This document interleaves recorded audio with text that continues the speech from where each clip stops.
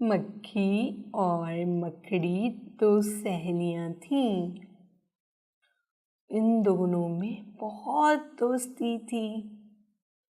एक दिन दोनों ने सोचा कि हम घूमने चलते हैं। दोनों तैयार हो रही थीं। घड़ी देखी तो 3 बज रहे थे। मक्खी ने जाली के बाहर देखा तो बहुत तेज धूप थी। मकड़ी ने कहा, चलो हम थोड़ा सा सामान रख लेते हैं।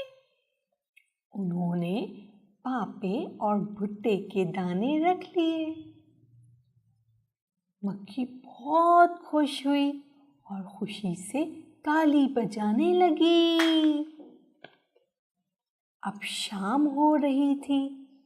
वो बाहर निकली और एक स्टोर पर गई। वहाँ पर हर चीज तरतीब से खाने में रखी हुई थी। मकड़ी भाग कर गई, एक बाजा उठाकर ले आई और बजाने लगी। पा पा पा पा पा पा। मक्खी ने कहा, ऐसे नहीं करते, तुम्हें पसंद है तो खरीद लेते हैं। उन्होंने 2 बाजे लिए और स्टोर से बाहर आ गईं।